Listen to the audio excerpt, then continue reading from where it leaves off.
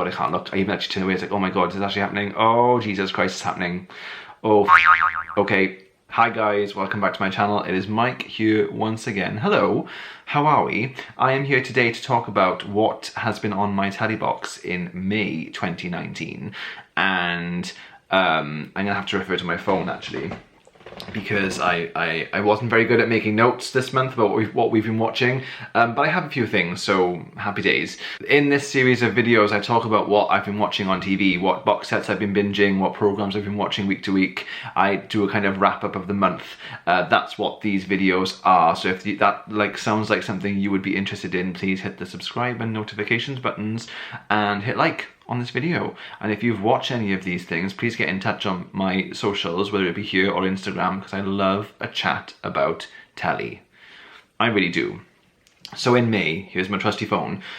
The first thing I'm going to talk about is something wonderful, and that was Fringe Season 5.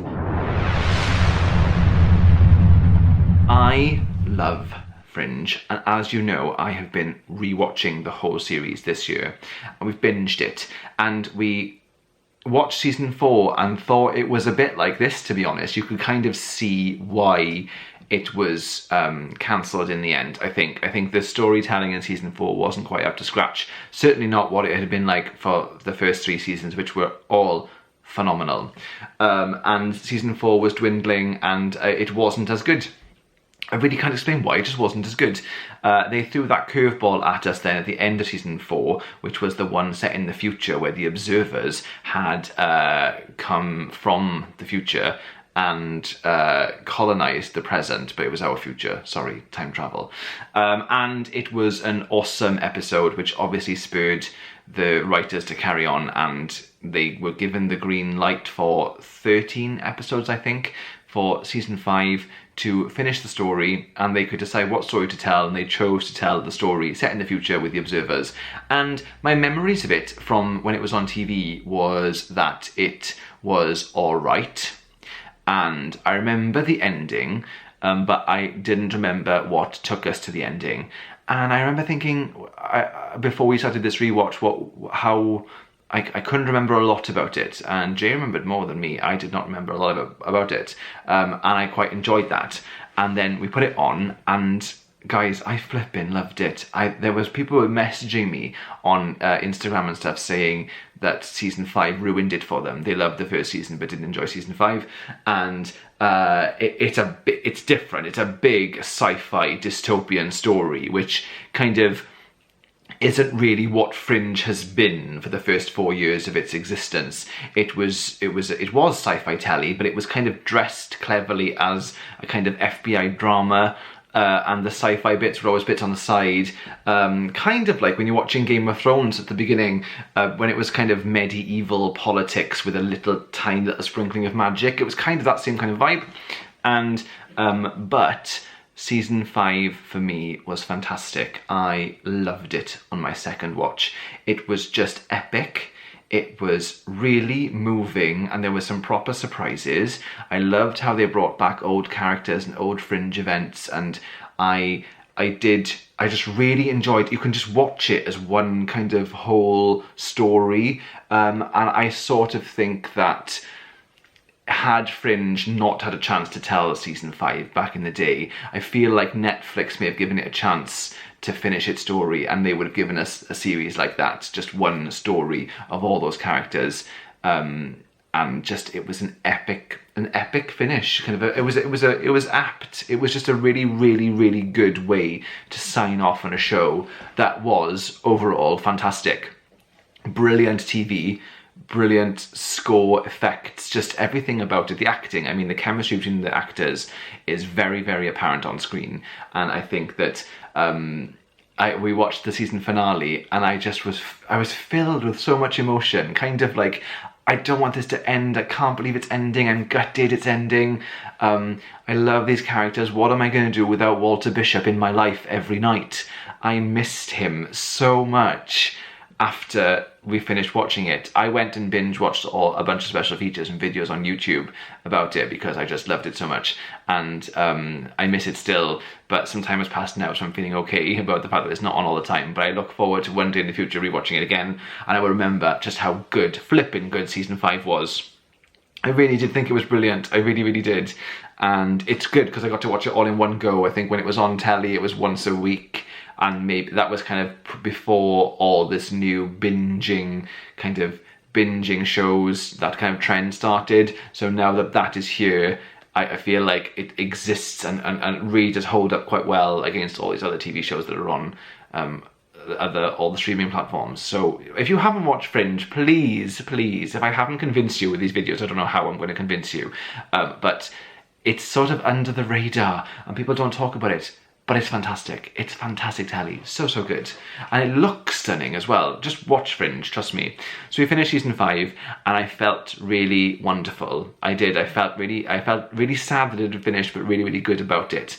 And I'm just gonna swing then back to hot topic, Game of Thrones. Okay, now guys, I did film you a few videos about Game of Thrones. I did a video after, I mean, you've seen the video of episodes 1 to 3, and my plan then was to do a video for episodes 4 to 6 to finish that kind of off.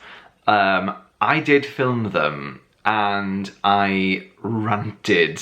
I had some very, very strong opinions about it. Not all positive. It really did divide people online. It divided me too. But I didn't post them. A, because a lot was going on in like just normal everyday life. I didn't have time to edit and they really did need some editing. So I didn't have time to do it, so I just put them on the back burner. And then Game of Thrones kind of came and went then. The weeks just sort of zipped by and it finished. And I feel like actually having watched all of the episodes now, my opinions kind of not changed, but I made my peace with what they did. So, in brief, okay, episode 4 of the last season of Game of Thrones was the one after the Battle of Winterfell, and I actually quite enjoyed it. I know it was a bit of a talky one and not a lot was happening, but I kind of think Game of Thrones is at its best in those episodes. I enjoyed the feast at Winterfell post-battle. I enjoyed seeing Dany kind of coming a bit more unhinged. I liked Sansa's strength. I liked the Hound. I liked a lot about it. I liked Arya and Gendry having a little kind of moment that it never was. I just thought it was a really, really good episode. And actually after the battle, which was episode 3, which I didn't love, number 4 made me feel more hopeful for the rest of the season. So I really did enjoy episode 4. Can't remember all of it, guys. It's gone a bit of a blur now, but that was 4. And then episode 5 happened, and episode 5 is, and I stand by this review, it is a fantastic episode of television. It's brilliant. I mean, it's the one before the last, and there is a massive amount of money that's gone into it and thought, and just, it was just an awesome episode of telly. I can't hide my disappointment and my anger in Daenerys as a character, because when she turned her dragon on that city, even though the bell rung and even though the soldiers had given up and admitted defeat, I felt hurt, I felt gutted. I just felt like I've been following this character for however many years, wanting her to be my queen, and she succumbed to her anger, and I was upset about it. And I think that was kind of where the rant came from. People have been saying like, well, how can you not have been seeing that coming? And like, we've all seen them hinting at her madness. Of course we have. We're not stupid, and I'm not stupid, especially when it comes to TV and storytelling. I watch a lot. I can see a lot, and I add things up. And we've all been seeing that. It doesn't change me feeling absolutely gutted that she had the potential to be a just ruler and she ended up incinerating innocent people, and I couldn't forgive her for that. And I spent a week, the best part of that week after that episode, before the next episode aired, properly ranting to anyone who would listen to me.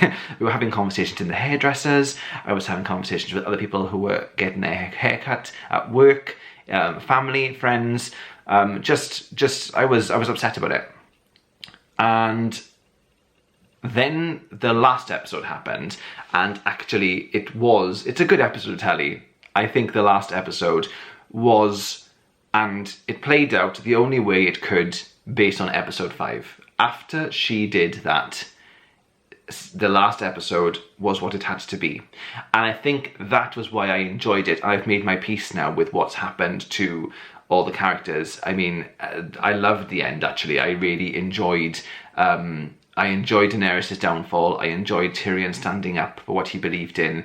I enjoyed the fact that they kind of have managed to break the wheel, and that a sort of government of sorts is going to be able to choose the next monarch. And I think that's cool. Obviously, there's going to be a time when this half want this person, this half want another person, and they will go to war, because this is the Game of Thrones, this is Westeros, this is what happens. But it is a step towards something that that society needs, and it was I loved that, and I loved who ended up sitting on Bran's council. A brief note about Bran: I feel two things. Okay, number one, I didn't want him to be king. He was never on my list of people who I thought should be the king of Westeros in the end. However, the second thing I feel is that, and actually this was my friend Lloyd in work who had this opinion, and he did sway me. If Bran didn't become king, then what was the point of everything that he went through? And actually, it's right. It's right. He is king, and it's the right call. And so, despite the fact I didn't want him to be it, I'm okay with it. I'm fine with it. The same I feel really about Arya. You know, what she went through over all those years to then culminate in what she did to the Night King. You know, that it does make sense. She did what she was going to do. It does make sense. It does make sense. So yeah, I'm okay with that too now. So the last episode did make me feel lots of things. I really enjoyed the council, and at the end, I love that Sansa is the Queen of the North, and the North is its own separate entity now. It's not the Seven Kingdoms anymore. Loved that. I thought that was brilliant, and she looked stunning. And I did enjoy that. I liked then the separation of everybody going back to normal life. I thought that was quite cool. The only bit that I thought sort of thought whilst it was happening, I felt a bit cheated, was when they had decided that Jon Snow was going to be sent back to the Wall. And I just thought, are you serious? I know that TV shows like to go full circle in last episodes. They like to feel like you've gone on this whole journey and kind of come back to where you started, but in a positive way. And I get that. And whilst it was happening, and whilst they were saying goodbye to him and crying and be like, I'm sorry it had to be like this, I was just a bit like, this is crap, sending him back there after everything he's done, you know? He's the rightful king, but if they put him on the throne, they wouldn't break the wheel, so I completely am for him not being king. But he deserved more in my eyes than what he ended up getting. But that was whilst it was happening. When it actually happened and he got to the Wall and he saw Tormund and they opened the doors to the north and he went out with the wildlings, actually, they've given him his freedom. They've given him the chance to live his life on his terms, and it was just beautiful. And that was the right ending for him as well. And kind of the life he would have had with Ygritte had it all not gone a bit messy in the middle. So generally, I am very happy with how it ended. And it's sort of restored my faith in the show, because I did waver a bit halfway through this season. And then we watched that fantastic documentary on Sky Atlantic, which was made by HBO, where a camera crew followed the last year of filming of Game of Thrones and how it was made. And I know it's on for 2 hours, guys, but it is genuinely a fascinating watch. I love behind the scenes things and how they made it. And it is just, it's so easy to watch something like that and something that happens that you don't like and you're suddenly up in arms. I was. It's so easy to forget that everything on that screen has to be manufactured, and actually it's genuinely, if you've watched the show, you should watch that documentary. It's fantastic, and I watched it and it made me immediately want to go and watch the whole show again. So that's really positive, because I thought that, actually, am I never going to watch this again because it's done? But that documentary is what made me want to go back. So yeah, awesome documentary. I'm now going to flit onto the next thing. So I'm a big country music fan. I am. I love a bit of country, and I love Nashville, the show. I love it. I've loved it for years, and I've watched it for years. But when it was cancelled and then picked up by the CMT network, I watched a bit of it, and I don't know what happened, but it was one of those things that I was recording every week and never going back to watch, until I realised recently that I hadn't watched season 5. I just didn't see it. I watched the first four seasons and really enjoyed them. Like, I loved the beginning. Season 1 is fantastic. Oh my god, I love it so much. And all the music from it. But season 5 I didn't get to finish. So this month I went back and I watched season 5, the end of it. And I did actually end up quite enjoying myself. So country music, it's just about fictional country music stars in Nashville and what it's like to be a musician in the public eye in Nashville. And I can't say her name, but Hayden What's-Her-Face, who plays Juliet Barnes, plays such a good part in it. I mean, she's such a good actress. And in the show that I'm watching now, I'm kind of watching season 6 now in little bits, which is the final season.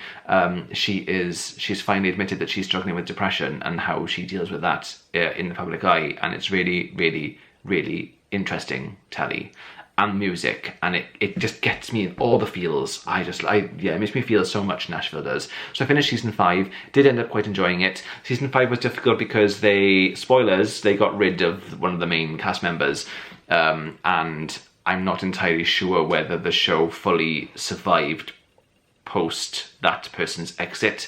It does a really good job of trying, it really does, but it's not the same. It's hard when a main character leaves a show, and like the main character. But you know, I watched it, I enjoyed it. I'm on to season 6. I will let you know how I feel the ending is. And then finally, I want to talk about one more thing, because I've rambled on enough, guys. But I have to talk about this show that is on BBC One right now. It is Russell T Davies's new programme, Years and Years. And yes, I'm saying it like that, years and years, because in Wales, a year is a year, not a year. It's a year, okay?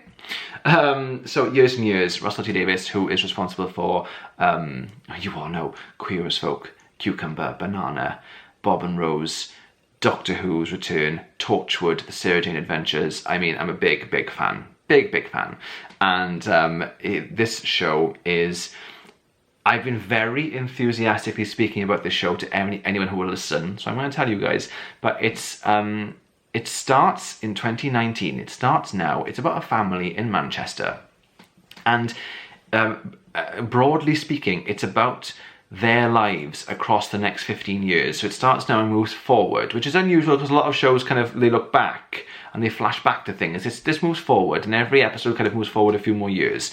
And where they are emotionally and stuff.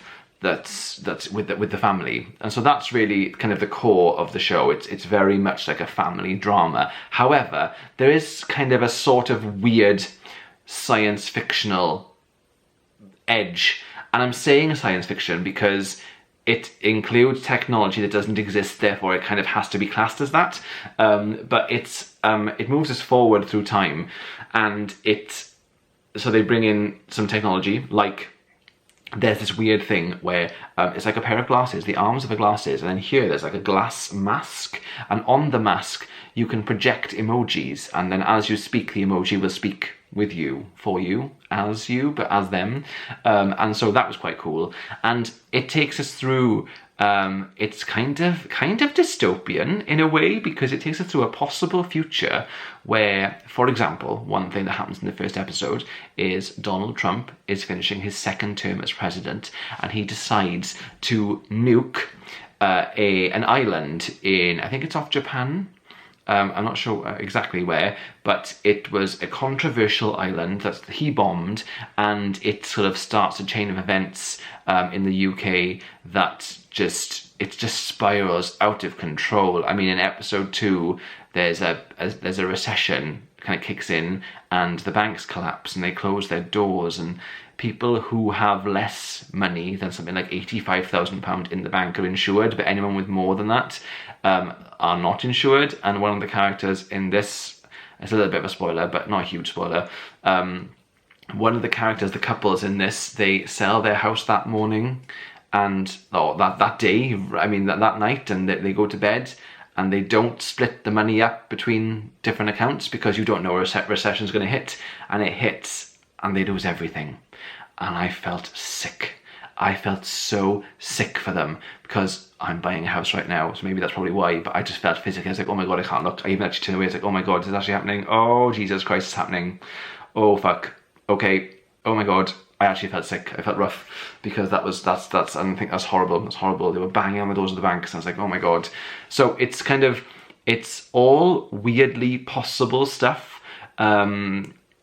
Really, really fascinating program, but also obviously this family element. I mean, there's a country in it, I can't remember what the country's called, but they kind of had like a Brexit situation where they would accept the Russian government as their government or not, and the votes cast put Russia in charge, and we all know how Russia feels about the gays. And so the gays are fleeing this country because they have to live discreetly, which is just, what the fuck. Anyway, there's refugees in Britain that are from this country, and they have, the English government having to create these temporary villages to house these people, and then that sparks a whole other debate, and it's things that could be happening and are happening or might be happening, told in drama, but it makes you think and ask questions about society that's happening right now, and it's so good. It's classic Russell T Davies, but it's so good. And if you're not watching it, please do. 4 episodes have been on, okay? 3 episodes in May, so that's why I'm not talking about episode 4 in this video, because in episode 4, something horrific happens, and we'll talk about that next month. Spoilers. So yeah, that's basically what I've been watching this month, guys. Another good month of telly, really enjoyed myself, and on to another month. Thank you very much for watching, and I'll speak to you soon. Bye.